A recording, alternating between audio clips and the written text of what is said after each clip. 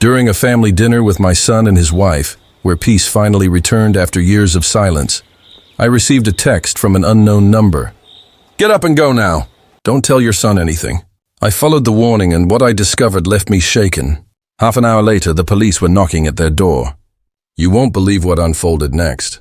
Before we continue, please subscribe to the channel and share in the comments where you're listening from. Soap bubbles clung to my hands as I scrubbed Margaret's favorite coffee cup for the third time that week. It was the same routine every night. One plate, one fork, one mug, signs of yet another solitary dinner. The kitchen felt empty without her humming as she cooked or her gentle scolding when I left newspapers scattered across the table. I dried the mug and set it carefully in the dish rack, almost like it was a small memorial to better days. The fridge buzzed in the background, covered with fading family photos held up by mismatched magnets. My eyes rested on one picture, Rick at his high school graduation, grinning at 17 with Margaret's arm around him.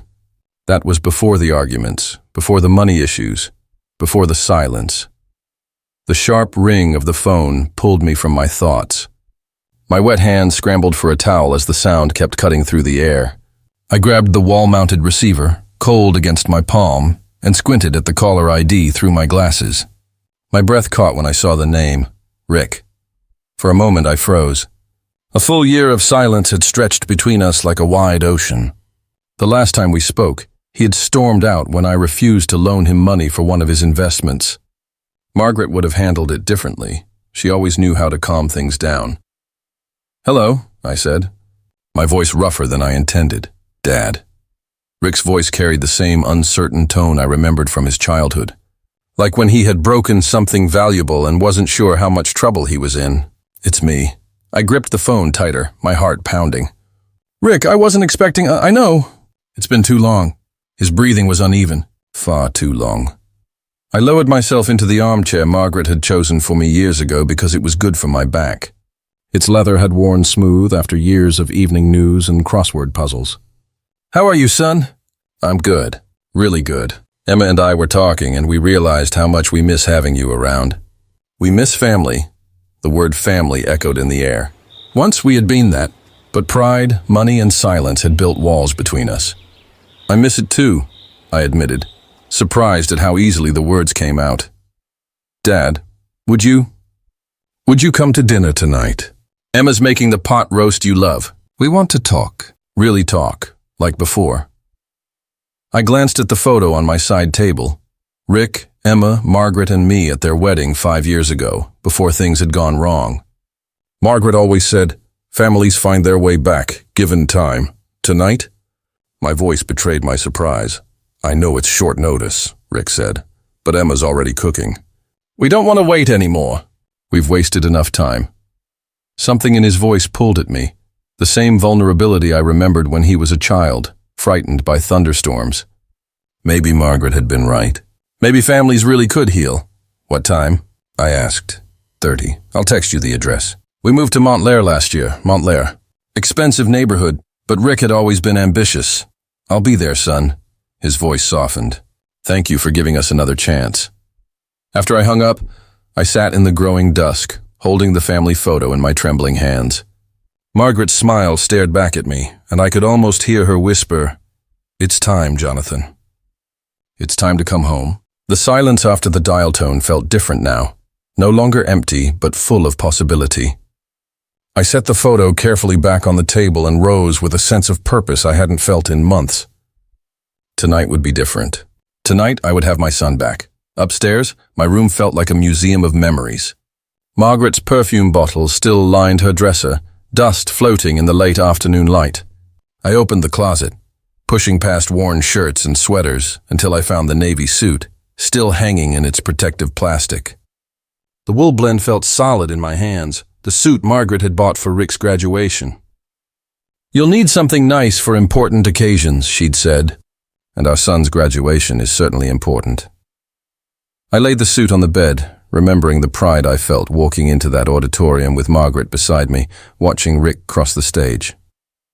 The same suit had carried me through job interviews, anniversaries, and Margaret's funeral. Tonight it would mark another milestone. The hot shower loosened muscles I hadn't realized were tense. As I shaved, I studied the man in the mirror, one who now looked older, with deeper lines and silver hair at his temples. Would Rick notice? Would Emma see the loneliness I carried? Margaret's perfume still sat on the bathroom counter, the Chanel No. 5 she gifted herself each Christmas. I touched the bottle briefly, then set it aside, reaching instead for my own aftershave. Some memories were too sacred to borrow from. Dressed and ready, I glanced at my reflection one last time. The suit still fit, though a bit looser than I remembered. From the cabinet, I chose a bottle of aged whiskey, a gesture of peace, something to mend old wounds and open the door to new beginnings. My phone buzzed with Rick's text, 247 Elmwood Drive, Montclair. Can't wait to see you, Dad. I booked an Uber, pausing for a moment as I typed the address. Montclair was 40 minutes away, another world compared to my modest Brooklyn neighborhood. The app showed an 8-minute wait. Standing by the window, I watched familiar brownstones fade into evening shadows. Mrs. Chen, my neighbor, waved from her stoop, and I waved back, lighter than I'd felt in months. Maybe tonight would change things. Maybe family could truly return to one another. The Uber arrived on time, a clean sedan with a friendly driver who commented on the pleasant weather. As we left Brooklyn, the scenery shifted. Streets gave way to highways, and highways opened to polished suburbs. Houses grew larger, lawns more manicured, driveways wider. By the time we crossed into New Jersey, mansions filled the view, each capable of housing several families like mine. Montclair's a beautiful place, the driver remarked, noticing my reaction. A lot of successful people live here. I'm visiting my son, I said, pride mixing with curiosity about how Rick could afford such a place. Lucky to have family here, the driver replied. Lucky indeed, I thought, though unease crept into my excitement. How had Rick managed to buy a home in one of New Jersey's most expensive areas? The Uber slowed before a house that looked like it belonged in an architectural magazine. I sat still, staring at stone columns and flawless topiaries likely worth more than my rent. A circular driveway wrapped around an ornate fountain, its water catching the evening light. 2 luxury cars, a Mercedes and a BMW, gleamed in front, silent declarations of success. "This is it, sir," the driver said cheerfully. "Beautiful place." I fumbled for my wallet, hands trembling slightly as I counted bills and added a generous tip. "Thank you. Have a good evening." The car door felt heavier than expected as I stepped out. My polished but worn shoes tapped against the stone path leading to an entrance that could have belonged to a boutique hotel. Perfect hedges framed the walkway, and motion sensor lights flickered on with precise timing. Before I reached for the brass bell, the massive oak door opened. A middle-aged Hispanic woman stood there, her kind eyes set against graying hair. She wore a crisp black dress, clearly a housekeeper. Her smile was warm, but for a fleeting second I thought I saw concern. "Mr. Miller," she greeted, stepping aside to welcome me into a foyer that made my living room look like a storage space. "I'm Maria. Mr. Rick and Miss Emma are thrilled you're here." The interior stunned me. Marble floors, a sweeping staircase, chandeliers glowing over what looked like original oil paintings. Real flowers filled the air with fragrance. "Dad," Rick's voice echoed from deeper in the house as his footsteps approached. He appeared polished and confident, dressed in an expensive suit with a perfect haircut and a smile brighter than I remembered. His hug lingered a moment too long. "You look great," he said, studying me with eyes that carried both gratitude and worry. Beside him, Emma entered like a vision in silk, her jewelry understated but costly, her smile elegant and practiced. "Jonathan," she said warmly, kissing my cheek, "you look wonderful." "We're so glad you're here," I smiled, still absorbing the sheer grandeur around me. "This place is incredible." "How did you— Real estate," Rick cut in quickly, his laugh a little forced. "Caught the market at the right time." "Just lucky." Something in his tone gave me pause, but Emma was already taking my arm with ease. "Come, let's get you settled. Maria, could you take Mr. Miller's coat?" I handed her my best jacket, though it suddenly seemed shabby in such surroundings. Maria accepted it with another faint, almost worried smile, before disappearing down a hall. "I brought this," I said, offering the whiskey. "Thought we could share a drink." Rick's eyes lit up. "Dad, this is perfect." "You shouldn't have, but I'm glad you did." He clapped my shoulder with enthusiasm that felt just a little staged. "Emma's been cooking all afternoon," he added. "She remembered how much you love pot roast." I wondered how she knew. I could barely recall us sharing more than a few meals in years, none involving pot roast. Still, her warmth pushed the doubt aside. "You're too kind," I told her sincerely. "Family takes care of family," she replied smoothly, linking her arm through mine. Rick led us toward the dining room, his stride confident though his eyes hinted at tension. Maria had vanished, leaving the three of us in this picture of reunion. As we walked through rooms worthy of design magazines, I couldn't reconcile the wealth with the same son who had asked me for money just a year earlier. The dining room unfolded like a scene. From a period film, mahogany table, set with china and silver under a chandelier's glow. The scent of pot roast drifted from the kitchen, likely larger than my apartment. "This is beautiful," I said honestly. Emma's face brightened. "We want tonight to be special. A fresh start for all of us." Rick pulled out my chair with practiced formality. Sitting there, I thought of Margaret. Maybe she would be proud to see her son's success. Maybe she'd approve of this chance to begin again. The dining room sparkled like something out of a lifestyle magazine. Crystal glasses reflected warm light. Silver gleamed against bone china, and each place setting was arranged with flawless precision. "This is remarkable," I whispered, running my hand along the polished mahogany table. Rick smiled warmly as he pulled out my chair at the head of the table. "Only the best for family gatherings, right, Dad?" Emma settled on my left, while Rick took the seat on my right. Their placement felt intentional, both positioned to observe and steer the conversation. Maria appeared quietly from what I assumed was the kitchen, carrying appetizers arranged with careful precision. "Let's begin with your whiskey," Rick announced, opening the bottle I had brought. The amber liquid sparkled under the light as he poured generous servings into crystal glasses. "This deserves a proper toast." He handed me a glass filled higher than I would have poured myself. The whiskey's warmth spread through me as Emma raised her wine glass with graceful ease. "To family," she said, her smile radiant. "To forgiveness and new beginnings." "To Margaret," Rick added, his voice catching slightly. "She would have wanted this." The whiskey burned sweetly as we drank. Margaret always believed alcohol loosened both tongues and hearts. Sitting in such obvious luxury, I wondered what she would think of this display. "Tell us about the restaurants." Emma leaned forward with what seemed like genuine interest. "Rick says you built an empire from nothing." Empire is too big a word. I took another sip, feeling more relaxed than usual. "Just hard work and trust in people." Margaret always said, "Treat employees like family and customers like friends." "Don't downplay it, Dad," Rick insisted, refilling my glass before I realized it was empty. 7 locations now. That's impressive. 7. He had kept track, even during our silence. A warmth rose in me. Perhaps he cared more than I thought. Maria served the soup course with steady hands, though I noticed a faint tremor as she placed the bowl in front of me. Rich lobster bisque and delicate porcelain reminded me of how far we had come from my modest Brooklyn kitchen. "Do you ever think about retirement?" Emma asked casually, cutting her bread with precision. "Slowing down a little? The restaurants keep me busy. It's what Margaret and I built together." I found myself drinking more than usual, the mix of good company and fine alcohol loosening the control I'd held for months. "Every location has her touch." Rick and Emma exchanged a glance, one of those unspoken signals couples develop. Emma briefly touched my hand, her fingers cool against my skin. "But you can't work forever," Rick pressed gently. "Have you considered succession planning?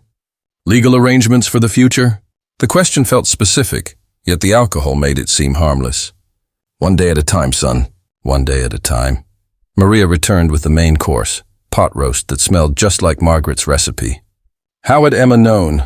We had shared so few meals together. "This is perfect," I told her honestly.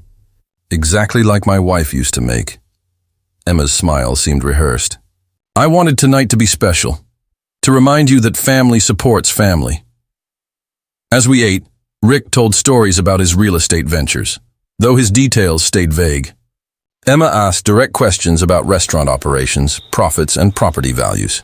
Their interest felt almost professional. The room grew warmer as the evening went on, and my head felt lighter than it should after just 2 glasses of whiskey.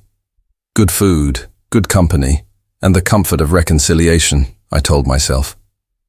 Nothing more. Rick checked his watch when he thought I wasn't looking. Emma monitored my drinking like a bartender. Maria moved quickly between kitchen and dining room, dropping a fork that clattered on the marble floor. Something tugged at my awareness, but the whiskey dulled my thoughts. Everything felt slightly unreal, like watching from outside my own body. When had I become this sensitive? I reached for my phone in my jacket pocket. The Queen's opening last month had been a success. Margaret would have been proud. Just then, my phone vibrated in my hand, interrupting my thought. Sorry, I muttered, glancing at Rick and Emma. Probably the night manager. But the number on the screen wasn't one I recognized. A local area code, but unfamiliar digits. My thumb hovered over the notification. Restaurant emergencies always came from known contacts. Miguel at Park Slope, Sarah at Crown Heights, Tony from Queens. The phone buzzed again, more insistent. Everything okay? Rick asked, leaning in with what seemed like too much concern. Just an unknown number. I shielded the screen slightly with my napkin, guided by an instinct I couldn't explain. Then a message appeared in bold letters. Stand up and leave. Now, say nothing to your son.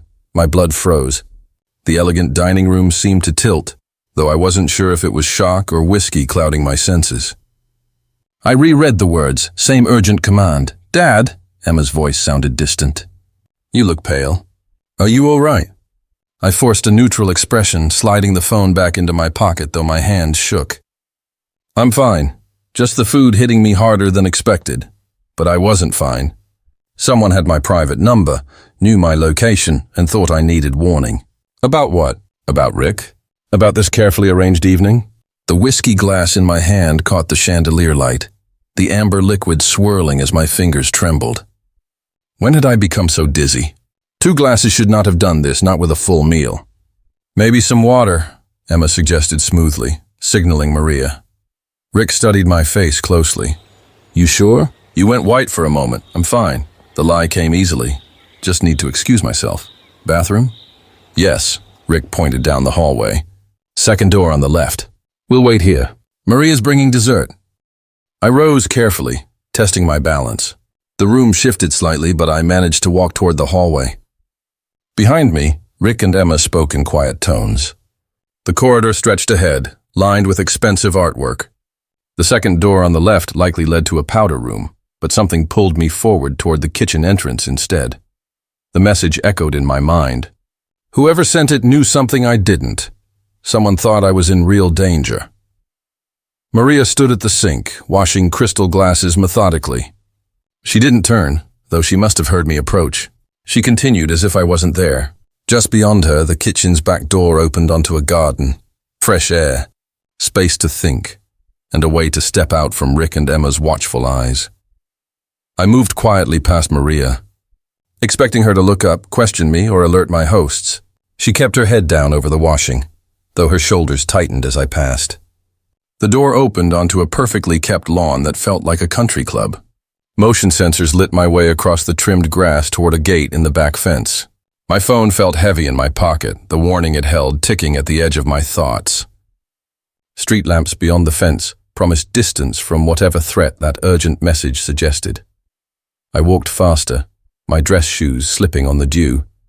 I no longer cared about stains or appearances. The gate opened onto a quiet residential street lined with mansions likely full of private lives. With trembling fingers, I opened my rideshare app and requested pickup 1 block from Rick's address. 5 minutes until arrival. 5 minutes to decide if I was being paranoid or sensible. The phone in my hand felt like either proof or delusion. Whatever it was, those capitalized urgent words had triggered every practical instinct Margaret had taught me. Listen first. Ask questions later. The Uber's headlights appeared at the end of the block like a relief. I got into the back seat, gave the driver my Brooklyn address, and called the number that had ruined my evening. It rang twice before a voice answered. Careful, anonymous, neutral. I'd hoped they would call this number. Who is this? My voice came out rougher than I intended. Why did you warn me? I can't reveal myself, the voice said. But you were in immediate danger tonight. That's impossible. I'd been having dinner with my son. A pause stretched too long then. Your son owes $2.3 million to people who break bones when payment is late. The Uber driver glanced in the mirror as we merged into traffic. He probably wondered why I'd gone silent. I gripped the phone, the caller's words striking me like heavy blows. That's impossible, I repeated, but without conviction. Rick owns real estate, the voice said. He lives in a mansion and has borrowed against everything to fund gambling debts. Underground casinos, high-stakes poker, sports bets with organized loan sharks. 2 weeks to pay or face severe physical consequences. My free hand found the door handle as if I could open myself out of the moving car. Through the window, upscale neighborhoods blurred by, perfect lawns hiding imperfect truths. Even if that were true, I said slowly, why warn me away from dinner? The whiskey you drank contains etremolium, the caller said. It multiplies alcohol's effect fivefold, making you highly suggestible. The words landed like a physical blow. I remembered the unusual dizziness, how 2 glasses had felt like 6, my surprising willingness to discuss business I'd normally keep private. I pictured Rick insisting I open my gift immediately, Emma watching my consumption, and they're refilling my glass before I noticed. Legal documents were prepared in advance, the caller continued. A complete transfer of your restaurant properties and business assets. Power of attorney giving your son full control. The only missing element was your signature. The Uber driver kept his eyes forward, professionally ignoring my distress. I stared at the suburban streets that suddenly felt menacing, every well-lit window a possible scene of the same betrayal. How do you know all this? I asked. That doesn't matter, the voice replied. What matters is that you left before signing anything. Zetromylium with alcohol can cause memory gaps, making it easy to claim you transferred everything willingly. I thought about Rick's nervous energy, Emma's practiced warmth, their pointed questions about succession and retirement. The evening replayed with a terrifying new context. Every toast, every refilled glass, every strategic touch meant to lower my guard. I couldn't bring myself to say he wouldn't do such a thing. The boy who'd once asked me to read him bedtime stories had become a man who might drug his father. The loan sharks gave him 2 weeks. That deadline is in 11 days. Why are you helping me? I asked at last. Because what they planned was wrong, the caller said. Because you deserve to know the truth about people you trust. The anonymous voice knew details no outsider should. Debt amounts, drug names, illegal document specifics, someone with close access to Rick and Emma's plan. Who are you? I pressed. Someone who sees more than people expect, came the answer. Someone who couldn't stand by and watch an innocent man be destroyed by family greed. Maria? The thought struck me. Her efficient nervousness during dinner, the way she avoided eye contact, her lack of reaction when I passed through the kitchen. She must have known and chosen conscience over her job. Thank you, I said quietly. Don't thank me yet, the voice warned. They'll notice you're gone soon. Rick is desperate and may try again, perhaps with more dangerous methods. The Uber headed toward Brooklyn. Every mile increased the distance between me and the son I thought I knew. My phone showed 3 missed calls from Rick, likely wondering what was happening. What should I do? I asked. Protect yourself, the caller advised. Change locks. Inform your lawyers. Move assets to accounts Rick can't access. He knows the vulnerabilities and routines. The driver checked the mirror. We're about halfway to Brooklyn. Sir, you doing all right back there? I nodded, unable to trust my voice. On the line, the caller breathed steadily, waiting for my next question. Will you testify if this goes to court? I asked. I can't, the voice answered, but the truth surfaces when people dig deep enough. 3 more missed calls appeared. Rick's panic would grow as my absence became obvious, and desperation could make him dangerous. Be very careful, the caller said. Desperate people make desperate choices. Your son has 11 days to find $2.3 million or face consequences worse than bankruptcy. The call ended, leaving me with the Uber driver's soft jazz and the reality of family collapse. In one evening, I had found a son and lost him again, learning the cost of misplaced trust. My phone then buzzed with a text from Rick. "Dad, where are you? We're so worried." I stared at the message, then deleted it without replying. The man who sent it had once planned to drug me unconscious and steal everything Margaret and I had built. The Uber driver cleared his throat softly. "Sir, we're almost at the Brooklyn Bridge." "Do you still want the original destination?" I looked at the city lights shimmering on the dark water, then at my phone, where Montclair still showed on the GPS. Brooklyn offered safety, but New Jersey meant confrontation. For the first time, I had to choose between protecting myself and protecting what was left of my family. Through the windshield, Brooklyn's skyline called to me, reminding me of home, of the armchair where Margaret's memory still lived.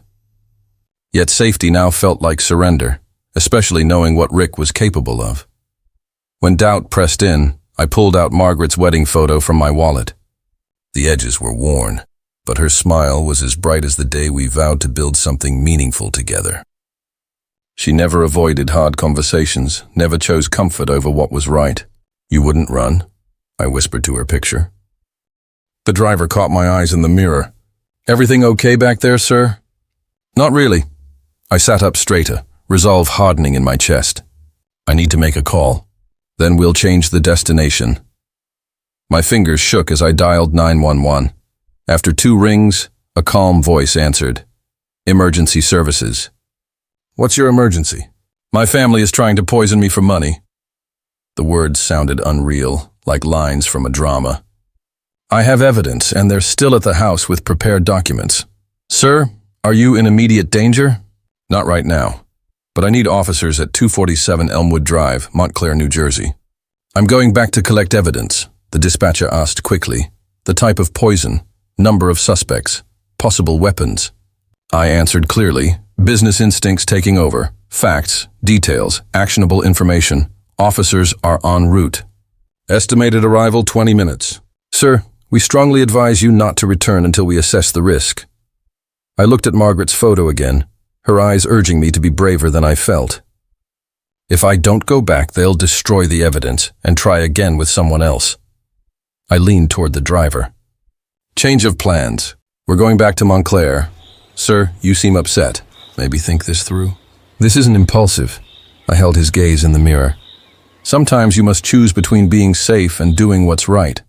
The return drive felt different. Streetlights now lit determination, not confusion.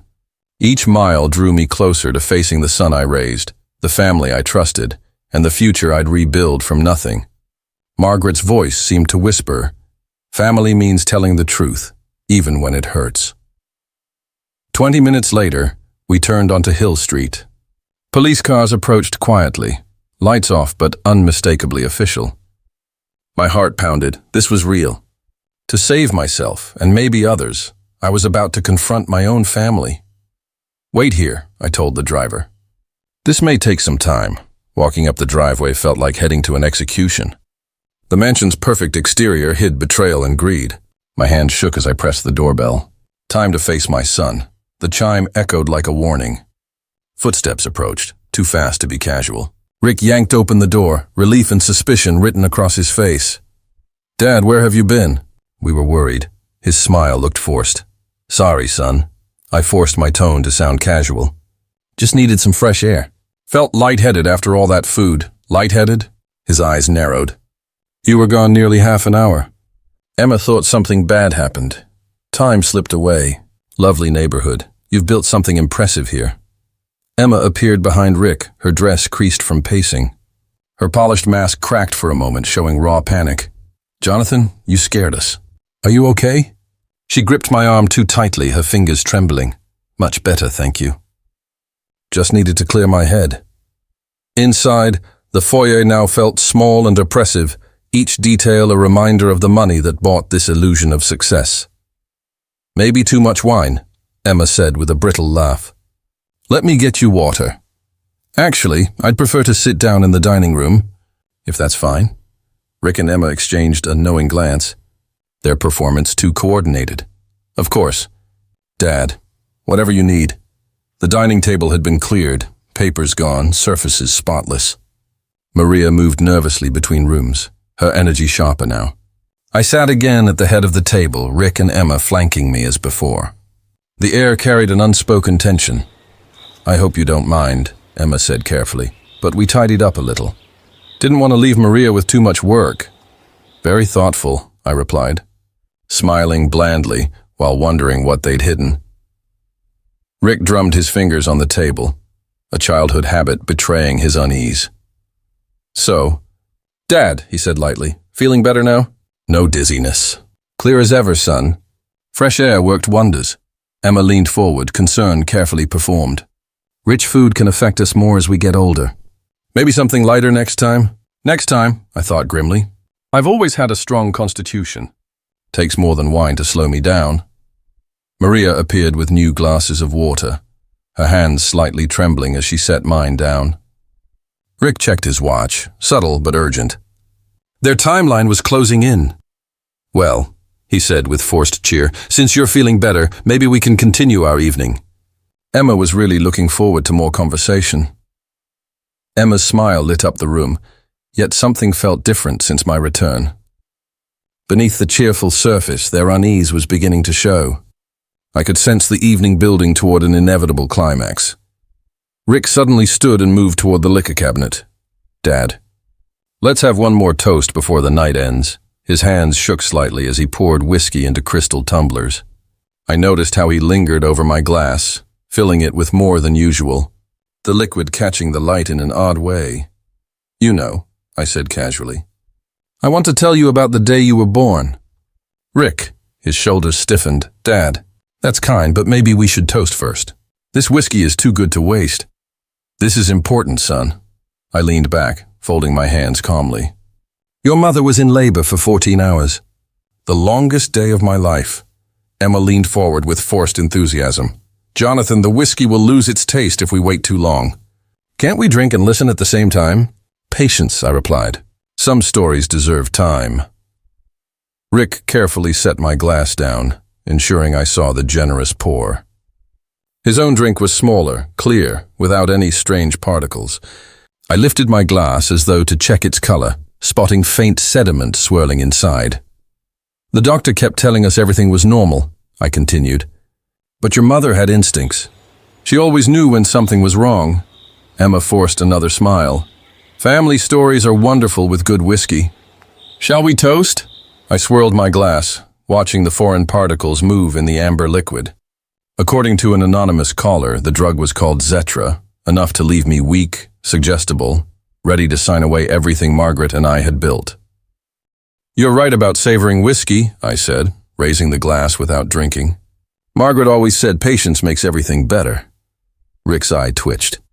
"Dad, it's been 10 minutes. The whiskey really is getting warm."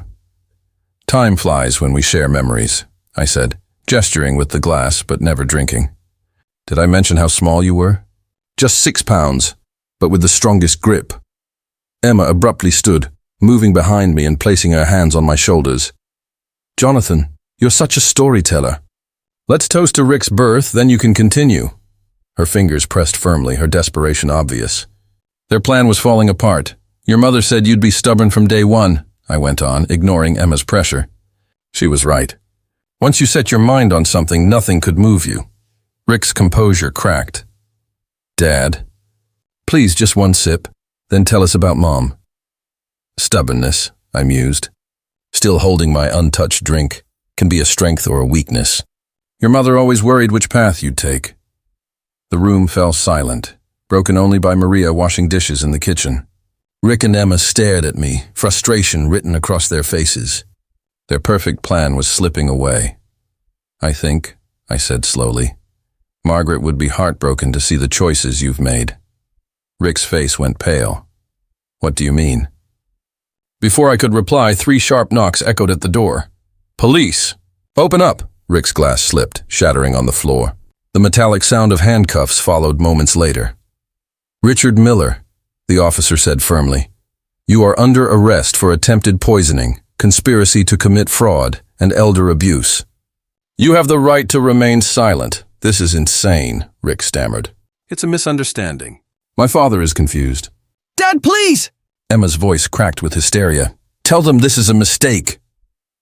I stood slowly, the untouched glass still in my hand. The particles swirled in the whiskey like exposed secrets. There's no mistake. This contains Zetra. My son tried to use it to make me sign over everything. The junior officer examined the drink under the light. The evidence clear. Sir, attempted poisoning carries 8 to 12 years, the officer stated.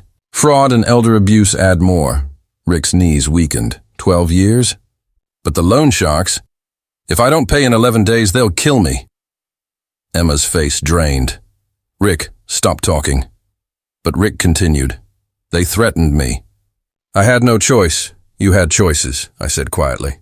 You chose gambling over family. You chose crime over work. And tonight, you chose to poison your father. The officers exchanged glances. They had seen many excuses, but this crime stood out. Emma Miller, the officer added, you are under arrest as a co-conspirator. No, Emma cried. Rick forced me. I'm a victim, the officer shook his head. Evidence shows you researched and assisted in the plan. As they led them away, Rick turned back with one last plea. Dad, how could you do this? Mom would be devastated. Your mother valued honesty, I answered. She would never forgive what you tried tonight. Maria stepped out, her face showing both sadness and relief. Justice had been done, though the cost was heavy. The mansion grew silent as the police cars left, their lights reflecting across the walls. I stood alone, feeling Margaret's presence like a steady hand on my shoulder. She would have chosen the same. Shattered glass and spilled whiskey marked how close I had come to losing everything. My phone buzzed with a message from the officer. Processing will take 2 to 3 hours. We'll need your statement. It was time to finish what I had started. At Montclair Police Station, the night continued with arrests, reports, and now, the case of my family's betrayal. Rick and Emma sat in separate holding cells, their expensive clothes at odds with the drab concrete around them. From behind the reinforced glass, I watched Rick pace, stopping now and then to look my way, his face alternating between anger and pleading. Mr. Miller, Detective Harrison set his coffee down carefully. Walk me through the Zetrolum again. How did you know what to look for? An anonymous tip, I answered. Someone warned me about the plan and gave specific details about the drug and its effects. Any idea who called? He asked. I thought of Maria, precise, quietly observant at dinner, always positioned so she could see without being obvious. I had no proof, but whoever warned me had saved my life. From the women's holding area came Emma's sobs, loud against the station's low hum. This is all Rick's fault, she yelled. I only went along because I was scared. Detective Harrison didn't seem moved. Fear rarely excuses conspiracy, elder abuse, and fraud. We found the legal documents in Mr. Miller's office. Power of attorney, business transfers, everything. How long could they face? I asked, the numbers feeling unreal. Attempted poisoning alone is 8 to 12 years. Add conspiracy, elder abuse, and fraud, and Rick could be looking at 15 to 20. Emma may get less if she cooperates, but she's still in serious trouble. I pictured my son in his 40s behind bars because he couldn't accept responsibility for gambling. Detective Harrison added, if he mentioned loan sharks or threats, we'll need details. That might explain his desperation, but it won't excuse attempted murder. Through the window, I watched Rick slump on the cell bench, head in his hands. 20 years of my effort, suddenly wiped out by his refusal to own his actions. Dad, he called out, noticing me through the glass. Please, I'll pay it back. I'll get treatment. I'll change. The promises echoed the same manipulations he'd used before, ones that had worked when I'd been more lenient. Detective Harrison observed, he'll keep trying to manipulate you. That's typical in family financial crimes. I should have been firmer, I said. He replied, not your fault. Adult children make their own choices. Emma pressed her face to her window, smeared makeup like a map of her desperation. Jonathan, tell them I was coerced. I never meant to hurt you. Her voice had the same evasive cadence Rick used when caught. Neither accepted responsibility. Both blamed forces beyond their control. I leaned forward. Detective, one more thing. The anonymous caller. They risked everything to save a stranger. If they come forward, will their cooperation be noted? He nodded. If they step forward, we'll record their help. The station's fluorescent lights hummed as paperwork and statements were completed. Hours later, with forms filed and statements taken, I stood in the lobby. An officer approached with car keys. "Ready to go home, Mr. Miller? We'll drive you back to Brooklyn." I dug my phone out instead. There was someone I needed to thank first. The number rang twice before a voice answered, no longer frightened but warm. "This is Maria Gonzalez." "How are you, Mr. Miller?" Relief washed over me. "Maria, you were there. You saw everything and still warned me. You saved me. I couldn't stand by," she replied. "You were kind when they treated me like furniture." Sitting in the station near midnight, I cried for the first time since Margaret's funeral. Not from grief, but from gratitude for a stranger's courage. "How did you know about the Zetra and the documents?" I asked. "3 days ago, while cleaning Mr. Rick's office, I overheard them making plans," she said. "They spoke as if I wasn't even human." That casual cruelty hurt more than the plan itself. They discussed the drug, the dosage, where to hide the papers. Emma had researched your routines and favorite foods to manipulate you. "You risked your job and possibly deportation to warn a stranger," I said. Maria's voice softened. "Not a stranger," she corrected. "A good man who reminded me of my father, someone who said please and thank you, and actually looked at me when he spoke." The officer signaled that my ride was ready, but this call mattered more than convenience. "Maria, I need to ask you something important." "Do you already have another job lined up?" "No, sir.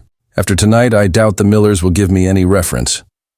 "I own 7 restaurants in Brooklyn," I told her. "I'm opening a new one and need a manager I can trust, someone with your integrity and judgment."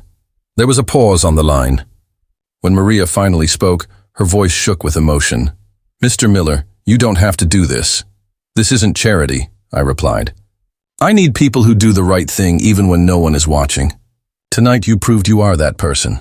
"The salary starts at $60,000 with health benefits, profit sharing after a year, and full training for your growth in restaurant management." I could hear her sob quietly. "Sir, I don't even know what to say. Say you'll start Monday at 10 a.m. at the Crown Heights branch. I'll be there to train you personally." While the officer waited, I finished the arrangements. Her start date, contact details, and even support with her work visa if needed. Hanging up, I felt lighter than I had in months. The drive back to Brooklyn was calm. Streetlights lit up neighborhoods where honesty mattered more than money, and people worked hard without expecting others to cover their mistakes. At home, my modest house greeted me warmly. Family photos filled the refrigerator, Rick through the years, Emma on her wedding day, Margaret smiling from happier times. I carefully removed Rick's photo, not discarding it, but placing it in a drawer. Some memories are worth keeping but not seeing every day. Emma's wedding photo followed, but Margaret's picture stayed on the fridge. Her smile a reminder of justice and the friendships born from courage. On my calendar, I wrote, "Maria, Monday, 10 a.m. Underneath, I added, "New beginning." Outside, Brooklyn moved with late-night life. Night shift workers heading home, early shift workers starting their day. People who knew that integrity couldn't be bought with borrowed money or stolen through family schemes. Margaret would have admired Maria's story. She often said, "The best employees are the ones who choose the right path, no matter the cost." Just then, a final text arrived from Detective Harrison. "Both suspects formally charged. Trial in August. Your testimony will be essential." I turned off the lights and went upstairs, finally ready to sleep in peace.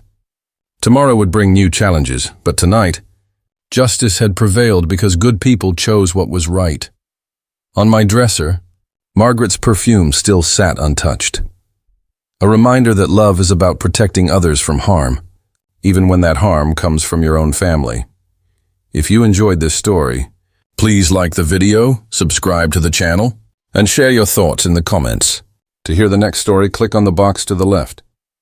Thank you for watching.